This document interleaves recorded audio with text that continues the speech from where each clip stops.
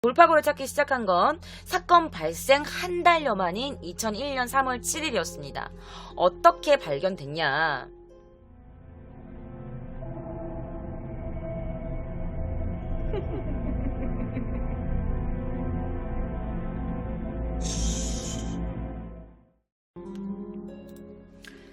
자, 바로 이 수표입니다. 여러분 10만원짜리 수표나 이런 수표들은 뒤에 어떤 그 번호 같은 게, 일련 번호 같은 게 있잖아요. 그것 때문에 이 수표 추적으로 범인을 검거하게 된 겁니다. 당시 제1은행 서울 신월동 지점에 이 용의자가 10만원권, 이 용의자가 쓴 이 10만원권 수표가 돌아오면서 수사가 이렇게 발전하게 됩니다. 자, 용의자는요, 범행 뒤에 이 수표를 어디서 썼냐? 노래방에 가서 이 수표를 쓴 거야. 그래서 이 수표를 추적해온 경찰에 의해서 덜미가 잡혀서 체포가 되게 된 거죠. 자, 당시 경찰분의 인터뷰 영상도 제가 가지고 왔습니다. 지금부터 경찰분의 인터뷰 영상 저와 함께 보시죠.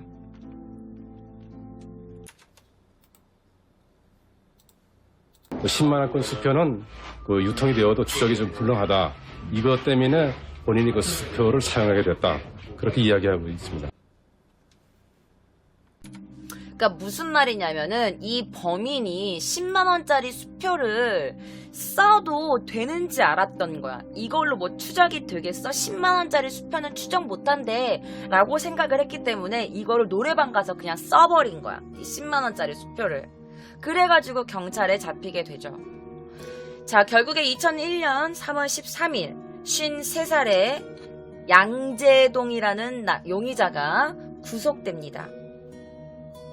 자, 이 양재동이라는 사람은요, 사실 범죄 전과가 있는 남자였어.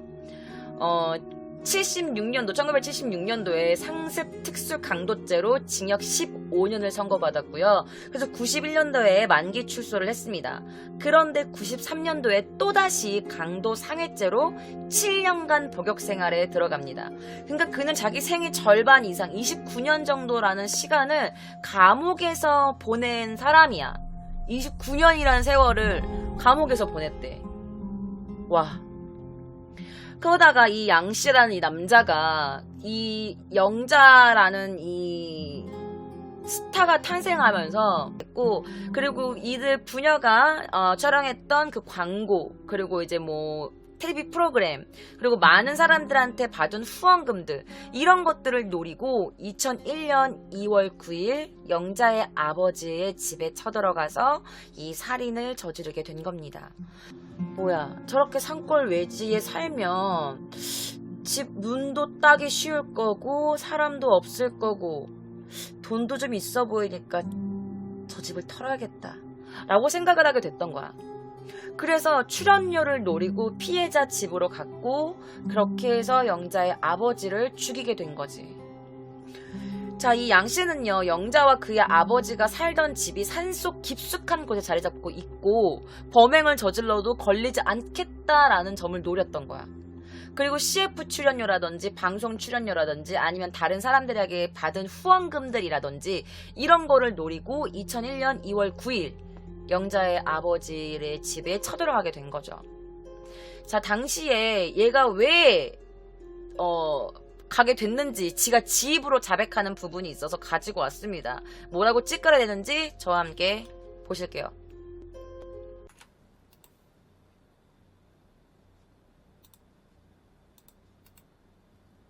텔레비 방영되는 거 보니까 그 이영자 양이 그 방송 광고에도 나오고 또 주위에서 많은 분들이 도와준다고 해서 많은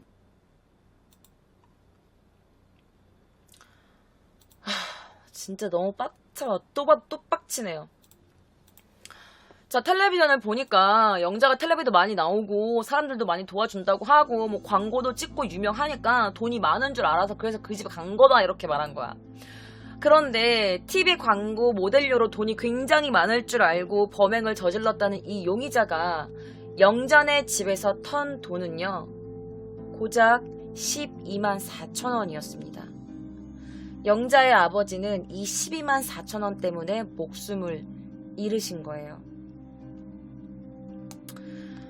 자, 그는 10만원권 수표는 유통이 되어도 추적이 불가능하다 이런 말도 안 되는 말을 듣고 이것 때문에 본인이 그 수표를 사용하게 됐다 이렇게 자백을 한 거야. 한 산골 소녀의 해맑은 웃음을 앗아간 건 고작 10여만원의 돈이었어요. 자, 당시 24일 서울고법에 따르면요, 이 양씨가 지난 6월 춘천지법 강릉지원에서 무기징역이 선고됩니다. 그런데 웃긴 게 뭔지 알아? 무기징역이 선고가 됐는데 이 남자가 저 그냥 사형시켜주세요. 제발요. 라면서 자신의 죄를 사형으로 바꿔달라는 취지의 항소를 냅니다. 자, 사형을 시켜달라.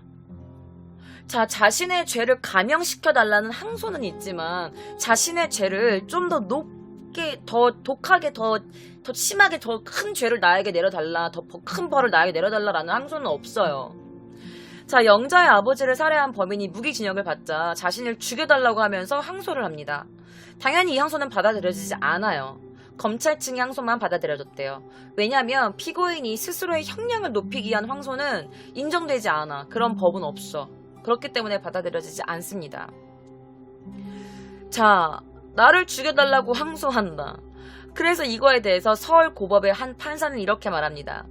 양심의 가책을 느낀 데다가 사회로 나가면 자신이 또 어떤 범행을 저지를까 두려워서 사형을 요구한 것 같다 라는 말씀을 하셨대요. 그러나 피고인이 형을 높여달라고 하는 항소는 있을 수 없기 때문에 검찰 측의 항소만 유효한 상황이었다고도 합니다. 그런데 뿐만 아니라 경찰이 이게 이렇게 타살이라고 해가지고 이렇게 경찰 수사에 반발했던 그 아까 그 이광현 씨, 이 영자 씨의 친아버지의 시신을 처음 발견한 그분이 아들이 한 명 있었어. 큰아들이 한 번 있었는데 이 씨야. 당시 나이 40살이었대. 그런데 이 남자도 2월 19일 날 청소년 보호에 관한 법률 위반 혐의로 긴급 체포됩니다. 그러니까 영자의 큰아버지의 아들이 체포가 돼. 왜 그랬냐면 이 씨가 영자에게 사실 가혹행위를 하고 있었다라는 혐의가 있었기 때문이야. 아무도 모르게 뒤에서 영자를 괴롭히고 때리고 막 이랬다는 소문이 있었어. 그런데 당시 이 씨의 가족들은요, 무슨 말도 안 되는 얘기냐. 영자가 집을 나간 뒤에 우리가 영자 아버지를 얼마나 우리가 뒷바라지 해줬는데, 우리가 그 수발을 얼마나 했는데 지금 우리 아들을 잡아가냐. 말도 안 된다. 라면서 팍 반발을 했었어. 자, 사실 영자가 집을 나간 뒤에 한 달에 2-4차례씩 사실 영자의 집을 방문한 거는 맞다라면서 마을 사람들도 증언했다고 해요. 하지만 당시 경찰이 뚜렷한 무슨 협의점을 찾지 못해서 그 큰 아들은 사실 풀려나게 됩니다. 어쨌든 이 연달아 터지는 이 사건에 전 국민이 경악을 했는데 2001년 2월 27일 엎친 데 덮친 격으로 사실은 이런 일도 일어납니다. 자, 당시 영자가 집에서 가출해서 서울로 나왔을 때 같이 머물렀던 사람, 그 김 회장이라는 사람이랑 같이 찍은 사진입니다. 그래서 이분 때문에 영자가 서울로 올라갈 용기가 났었고, 그리고 이분 집에 머물면서 검정고시 준비를 하고 있었던 거야. 학원을 다니면서. 자, 영자의 후원 회장, 영자를 도와줬던 이 사람이 사실 영자가 출연했던 프로그램 방송 출연료, 그 다음에 인세, 그녀가 아까 에세이 냈다고 했잖아. 인세, 이 모든 돈들을 횡령해서 구속되는 사건이 벌어집니다. 수사 과정에서 경찰은요, 이 후원 회장이었던 김 회장이 영자의 모든 돈을 가로챘다는 사실을 밝혀줘요. 서울 후견인의 집에서 거주하면서, 이 김 회장 집에서 거주하면서 초등학교 검정고시를 준비했던 영자가 사실은 굉장히 뒤에서는 힘든 나날을 보내고 있었던 거야. 자, 살인범 이 양모 씨를 양 씨를 검거하기 전에 사실 사건을 막 조사하던 경찰이 이 후견인으로 자처하고 영자를 데리고 살면서 후원을 했던 당시 59살의 이 김 회장한테서 뭔가 이상한 냄새를 맡기 시작해. 사실 영자는 서울로 올라온 직후부터 이 후견인이라고 한 이 사람에게 돈을 전부 뺏깁니다. 그리고 정신적으로, 육체적으로도 학대를 받기 시작해요. 사실 영자의 도시 생활은 순탄치 않았어. 자, 김씨는 영자가 CF 출연료로 받았던 당시 700만 원이라는 큰 돈을 가로챕니다. 그래서 이렇게 말했대. 영자야, 사실 너 우리 집에 살잖아. 그리고 서울에서 생활하면서 이렇게 큰 돈 필요 없어. 안 그러니? 이 돈은 아저씨가 잠깐 갖고 있을게. 라면서 영자의 통장과 현금 카드를 전부 빼앗았고 그중 600여만 원을 자신의 사무실 임차료 등으로 사용했다고 해요. 사실 이 아저씨, 이 김 회장이 이 사람의 집에 같이 살면서도 따뜻한 방이 있었던 것도 아니야. 이 경기도 구리시에 있는 이 김씨 집에서는요, 영자는 주로 거실에서 생활했다고 합니다. 자, 11월 8일까지 이 김씨와 생활한 뒤 그녀는 다른 집으로 옮겨야 했습니다. 영자는 아침 7시에 구리를 떠나서 8시까지 학원에 도착했고 오후 1시 20분쯤에 학원에서 수업을 들었다고 해요. 그리고 학원이 끝나면 학원 근처에 있는 세월따라 노래따라 이 김 회장의 사무실에 가가지고 저녁 6시까지 공부를 하거나 컴퓨터를 하거나 했었다고 해요. 그리고 아버지가 그리울 때면 핸드폰으로 아버지께 전화를 하기도 했대. 그럼에도 불구하고 영자는 아버지에게 한 번도 만나러 가지 않았어. 자, 설날에도 아버지를 찾지 않고 영자는 서울에 있는 먼 친척집에 머물렀다고 합니다. 영자는 아버지가 숨진 뒤인 2월 13일에야 아버지의 시신을 보기 위해서 삼척에 내려간 게 전부였어. 자, 후원 이 김씨라는 이 사람은요, 영자에게 사람들이 후원했던 그 모든 후원비를 횡령했고, 광고비, 어떤 방송 출연 프로그램 비용, 출연료, 그리고 영자가 그 소설 써가지고 낸 에세이집 인세, 이 모든 것들을 가로챈 거야. 그런데 사실 이 사실을 영자가 누군가한테 말할까봐 영자를 몰래 때리기도 하고 협박하고 막 폭행하기도 했대. 영자, 이거 다른 사람한테 말하면 아저씨가 된다 그랬어? 안 된다 그랬어? 안 되는 거야. 만약에 이거 다른 사람한테 말하면 이렇게 벌 받는 거야. 이러면서 막 때렸겠지. 자, 그리고 인터넷에 사실은 영자가 이 김 회장한테, 김씨한테 강간을 당했다, 이런 루머도 있었는데, 사실 이 육체적인 학대라는 게 강간이 아니라, 그녀에게 이제 이렇게 폭행을 강한 물리적인 폭행이었지, 이게 강간은 아니었다라는 말들도 있습니다. 그런데 더 빡치는 게 뭐냐면, 이 후원회장 김씨의 아내라는 사람이 정말, 경악을 금치 못하는 짓을 하는데 뭐라 그랬냐면 당시 언론 인터뷰에서 이렇게 말했대. 이것 봐요. 당신들이 봤어? 우리 남편 영자한테 잘했어. 이렇게 자상한 사람한테 왜 손가락질이야? 왜? 막 이러면서 우리 남편 영자한테 잘했는데 우리 남편을 왜 구속시키냐? 우리 남편 왜 잡아가냐? 라면서 막 이렇게 카메라에 대고 소리를 질렀다고 해요. 당연히 사람들에게는 아주 엄청난 욕지거리를 먹었죠. 사실 그녀는 나중 인터뷰에서 이렇게 말해요. 사실은 집에 가고 싶었어요. 그런데 그 아저씨가 집에 가면 아버지한테 붙잡혀서 다시는 서울에 못 올라온다고 내려가지 말라고 해서 그래서 계속 거기에 있었어요. 라고 말했대. 사실은 집에 가고 싶었는데 집에 가면 너 아버지가 너 붙잡고 너 다시 서울 안 보내줄 거야. 너 그런데 또 가고 싶어? 그럼 가. 이러면서 영자한테 협박 아닌 협박을 했던 거지. 그래서 영자는 그냥 꾸역꾸역 그 서울 그 경기도 지방에 경기도 거기에 있었던 거야. 그 수도권에 있었던 거지. 수도권 근처에. 자, 그리고 당신은 이 모든 사건이 알려지고 나서 삼척경찰서에 있는 홍순경이라는 분의 집에 머물게 됐다고 합니다.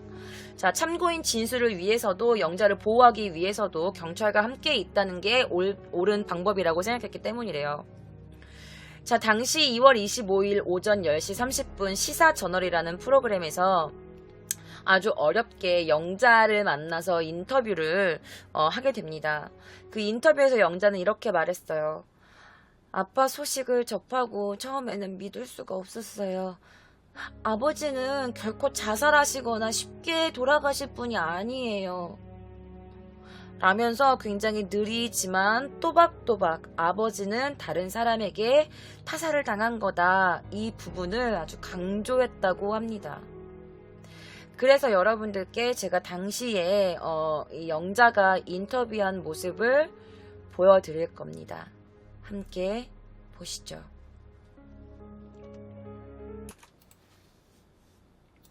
아버지가 너무 억울하게 돌아가셨어요. 저도 참 믿기지 않는데요. 자, 라면서 이제 그녀는 이렇게 인터뷰를 합니다. 이 당시의 방송 프로그램에서 이 영자가 너무 눈물이 이제 메말라서 메마른 눈을 닦았다. 더 이상 눈물도 흐르지 않을 만큼 그녀는 굉장히 큰 슬픔에 빠졌다라는 말이 있었어. 그리고 영자에게 당시 김 씨와의 생활이 어땠냐라고 묻는 질문에 이 영자는 이렇게 대답합니다. 얘기하고 싶지 않아요. 자, 얘기하고 싶지 않다라고 얘기를 해요. 자, 영자의 친척분들이 치러준 장례식 2월 16일 날 장례가 치러졌는데요. 영자는 사실 아버지의 흔적이 너무나 곳곳에 밴 그 빈 집 근처에서 산소를 마련하려고 했지만 친인척들의 권유로 아버지를 화장합니다. 아버지를 화장해. 뭐 그녀가 너무 어렵고 일단은 뭐 무덤이나 이런 산소가 있으면 매년 장례 매년 차례 같은 것도 해줘야 되고 그런 게 귀찮아서라고 표현하고 싶지는 않지만 왜 굳이 영자가 자신의 아버지를 묻고 싶어 했는데 왜 화장을 시키라고 했는지는 모르겠어. 근데 이제 영자는 이제 친척들이 막 이렇게 하고 너무 순수하고 착하니까 그냥 그렇게 했던 것 같아. 자, 영자는 아버지를 화장하는 순간을 잊지 못했다고 해요. 말도 안 나오고 눈물도 안 나왔다 라는 말을 했대. 자, 아버지의 시체는 한 줌의 재밖에 남지 않았고 그 재로 된 아버지의 그 화장한 그 통을 들고 영자는 그 아버지 함께 살았던 외딴 집으로 돌아갔다고 합니다. 자, 그 아버지와 함께 살았던 집으로 가는 대평리. 그곳으로 가면서 길가에 아버지의 재를 이렇게 뿌리면서 영자는 이렇게 말했대요. 아버지,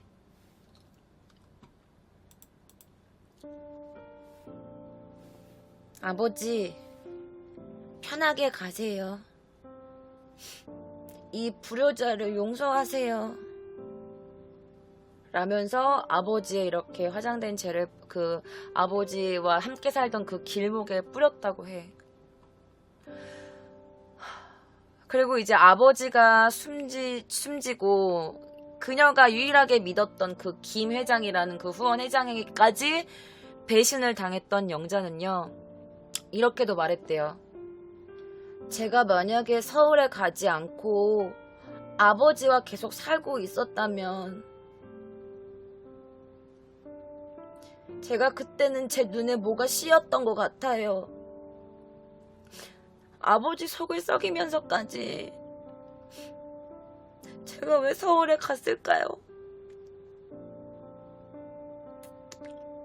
라면서 아버지를 혼자 두고 서울로 가출하듯 나간 것을 너무너무 후회했다고 해요.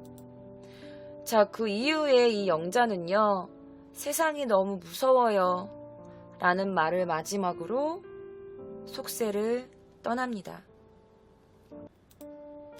자, 그녀는요, 임금 모 신사의 비구니가 됩니다. 자, 사실 이것도 영자가 이제 비구니가 되겠다라는 것을 사람들한테 이렇게 널리 퍼뜨리고 떠난 게 아니야. 그냥 주변 친지 몇 명한테만 말하고 그냥 사라진 거야. 이 속세에서 그냥. 그런데 그 당시에 또 각종 뉴스와 언론사들이 아버지가 죽었는데 갑자기 영자가 사라졌다. 영자가 어디 간 영자를 찾아라. 막 이러면서 그녀의 행방을 아주 사방으로 취재하러 다니게 된 거야. 그러다가 이제 절에 들어갔다라는 걸 알게 된 거지. 기자들은 끝까지 영자를 추적해. 영자가 있을 만한 산사를 다 뒤지기 시작해. 절들을. 그리고 이제 이것들을 이제 이 기자들이 막 너무 영자를 찾아다니니까 스님들이 영자를 보호하기 위해서 막 숨겨주고 비밀로 하고 절대 말하지 발설하면 안 된다라고 해서 사실 그 함께 있었던 그 스님들도 굉장히 고생이 이만저만이 아니셨다고 해. 자, 그리고 나서 처음에 이제 절에 들어온 영자를 돌봐주셨던 스님이 바로 해설 스님이라는 분인데요. 이렇게 말씀하셨대요. 영자가 처음에 들어왔을 때 한동안 음식도 먹지 못했습니다. 피까지 토했죠. 그리고 아주 심한 대인 기피증까지 있었습니다. 그래서 우리 여승려들이 이런 영자를 숨겨주기 위해서 여기저기 절을 옮겨다니면서 영자를 보호해줬습니다. 자, 그래서 결국에 이 영자는요, 여신도들만 있는 다른 절로 몰래 옮겨졌대요. 그런데 이때 언론에서 영자가 실종됐다라면서 그녀를 아주 숨통을 점점 조여오는 거야. 그녀를 찾기 위해서 막 영자를 찾아라. 영자가 어딨냐? 어느 저들이야? 찾아내 막 이러면서. 자, 그런데 진짜 이런 상황 속에서도 영자에게는 불행한 사건이 계속 연달아서 터져. 그 중에 한 사건이 바로 한 책에 관련된 사건입니다.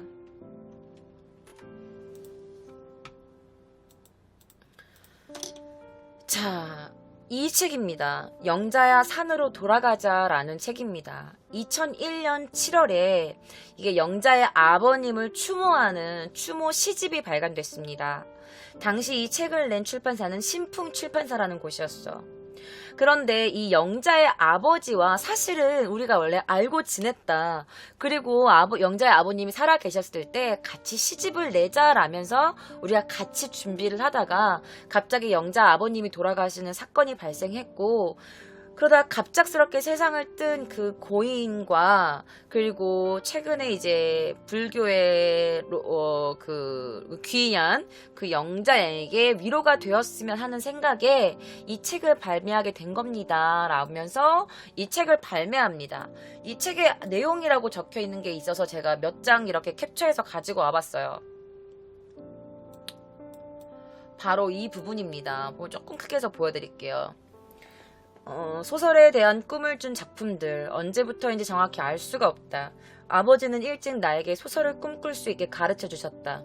천둥소리, 그대 다시는 고향에 못 가리, 무영탑, 사랑 손님과 어머니, 서서히 내 안에 소망이 자라고 있다. 그 아버지와 시의 그림, 그래서 영자와 아버지 사진이 이렇게 있고, 나에게 모든 것을 가르쳐 주신 아버지의 작품들을 소개하고 싶다. 틈이 날 때마다 공부를 하시고 글과 그림으로 삶을 채워오신 아버지. 아버지에게도 소설가의 이름이 주어지면 좋겠다. 약간 굉장히 조금 이렇게 표현해도 될지 모르겠지만 어쨌든 영자는 당시에 초등학교도 일주일밖에 다니지 않았던 소녀였는데 영자가 쓴 거라고 하기에는 약간 좀 뭔가 문체가 고급지기는 해. 그쵸? 자, 산골소녀 이영자와 그리고 아버지 이원현 씨의 이 시집. 그래서 이 책 소개가 이렇게 돼 있어. 산이 좋아 산을 떠나지 못한 한 시인의 딸을 향한 사모곡, 산과 함께 살고 있어를 포함한 총 71편이 수록되어 있다. 난해, 때묻지 않은 순수함으로 세상에 소개된 산골소녀 영자와 올해 초 강도 사건으로 숨진 아버지 이원현 씨의 시를 묶은 시집, 영자야 산으로 돌아가자가 나왔다. 1, 2부는 깊은 산골에서 살아온 이 씨의 자연 예찬과 부녀 간의 따뜻한 사랑, 그리고 딸이 서울로 간 뒤 혼자 남은 외로움을 노래한 시들이, 3부에는 하늘의 아빠에게 보내는 영자양의 시편이 실려있다. 중학교 1학년 중퇴 학력이 전부인 이 씨는 외딴 산중에 살면서 평소 독학으로 사서오경과 주역을 공부하고 틈틈이 시를 써왔다. 탁월한 문장가는 아니지만 그 어느 시보다 진솔한 시어들은 자연과 벗하며 살았던 그의 삶을 느끼기에 충분하다. 특히 딸과 헤어진 아픔을 담은 시는 읽는 이의 가슴을 흔든다. 이게 책 소개입니다. 그리고 책 소개 다음에 이 시가 있었어요. 지금부터 제가 읽어드릴게요. 내 살을 베어도 이보다 낫겠다. 찬 새벽 눈길을 걸어 떠난 이 길에서 너를 부를 이 애비의 마음은 안중에도 없었느냐. 그렇게 혼자 보따리 싸들고 가면 다시 안 올 생각이더냐 이 몹쓸 거사. 말 한마디 없이 집 떠난 너를 찾는 이 애비는 어쩌란 말이냐. 세상이 손을 내민들 이 애비의 품속만 할 것이냐 라는 내용이에요. 이게 집을 떠난 영자라는 시 중에 일부고요. 또 다른 시가 있어서 가지고 와봤어요. 바위 사이에서 피어나는 꽃아, 왜 내 가슴을 이렇게 흔들어 놓고 너만 피니? 너처럼 피고 싶은 내 가슴은 그립다 못해 타고 있는데 꽃 너만 혼자 피니? 그래서 이런 시들이 들어있었다고 해가지고 이게 책 속에 나와 있었어. 그러면서 이렇게 말합니다. 영자양이 이야기를 방송에서 보고 이들 가족과 처음에 관계를 맺기 시작했습니다. 라면서 이 신풍출판사 대표 김기은 씨가 말을 했대. 원래 이제 TV에서 보고 우리가 먼저 연락을 해서 그렇게 해서 연락이 돼서 연이 됐다. 그리고 사실 그 이원현 씨가 살아 계실 때 딸과 함께 시집을 내는 게 평생 소원이었다라고 말씀을 하셔서 그 아버지가 적은 그 시집을 원고를 원래 넘겨받았고 출판을 준비하고 있던 중에 그렇게 갑자기 급작스럽게 돌아가시는 사건이 났다. 그래서 사실 우리가 이걸 어떻게 할까 고민을 했는데 갑작스럽게 세상을 뜬 그 고인분과 그리고 우리 혼자 남아서 좀 외롭고 너무 배신당한 상처받은 마음으로 불교로 들어간 이 영자양을 위해서 사실 우리가 이 책을 출간하자 결정을 했다.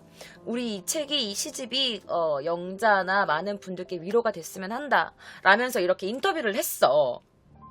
그런데 이 시집이 사실은 영자와는 아무런 관련 없는 그냥 사람들이 돈을 벌기 위해서 영자의 동의도 없이 그냥 만들어낸 창작물이다라는 그 주장이 나오기 시작하면서 또다시 또 이게 또 큰 이슈가 됩니다.